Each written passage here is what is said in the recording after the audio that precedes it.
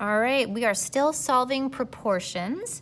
This is the back side of your packet of lesson 3.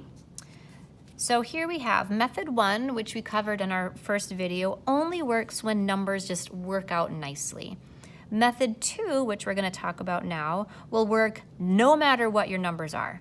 It'll work for easy and nice numbers. It'll work for icky and complicated numbers. It works for everything. Let's check it out. Method number 2 we call cross multiplication. Cross multiplication says when I have two ratios, I'm going to call it A over B and C over D, and I know that those ratios are equal. I have a proportion.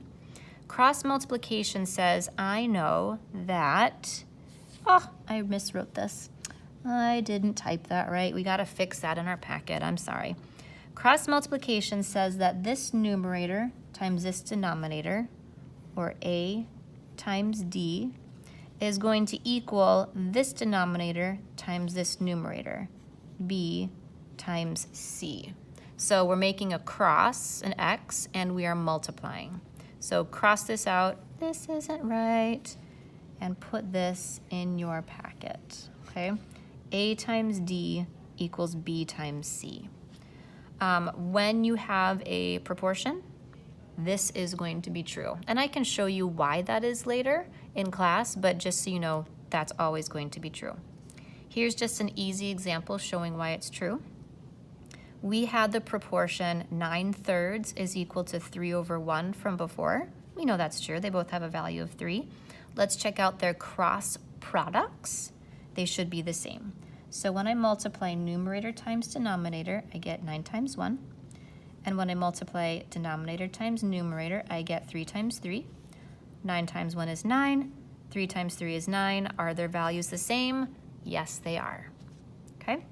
Now, this method involves some algebra, so if you don't get it right away, that's okay. But we'll go through these methods. We're going to do the same examples that we did from method 1. So we're going to get the same answers, only we're going to use the cross multiplication method. Okay? So example 1. We have 2/5 equals 12 over something. I'm going to call this X because I don't know what that variable is, so I'm going to call it X. Cross multiplication says that 2 times this number, so 2x, is going to have the same value as 5 times 12. Okay, so that's the first step for cross multiplication. Just set it up. Now we're going to go ahead and solve this. 2x is just 2 times a number. 5 times 12 is 60. 2 times what number is going to give me 60? I'm going to divide by 2, and I get x equals 30. That's saying 2/5 is the same value as 12/30. We got that answer before.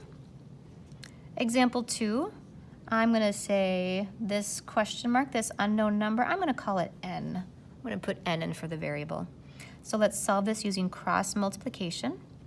This says that this numerator times this denominator, 5 times 9, is going to have the same value as this denominator times this numerator, 15 times whatever n is.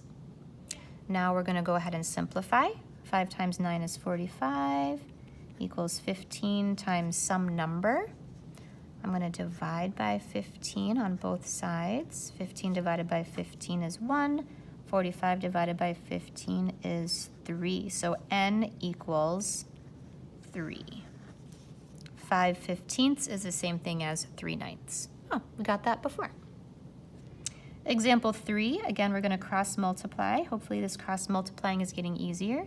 33 times 3 is the same value as 11 times n. I can write n times 11 or 11 times n, commutative property. So I'm going to write 11n first because I like to write my coefficient before my variable. I'm going to start simplifying. 33 times 3 is 99 equals 11n. I'm going to divide by 11. Fun noise.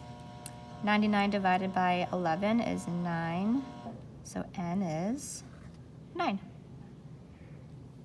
And our last one, remember this was the one where we had to simplify 6/9 before we could find that relationship. Here's where you're going to see the ease of cross multiplication.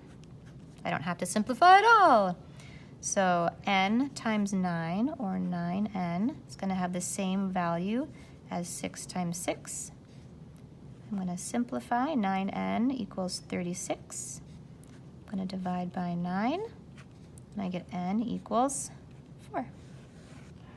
There we go. So method 1, again, works for nice numbers. Method 2 is going to work for any number at all, fractions, decimals, all sorts of stuff. And right now, you are going to work on solving proportions. You're going to do Pizzazz Puzzle E9 and the proportions coloring activity in your packet. So here and here.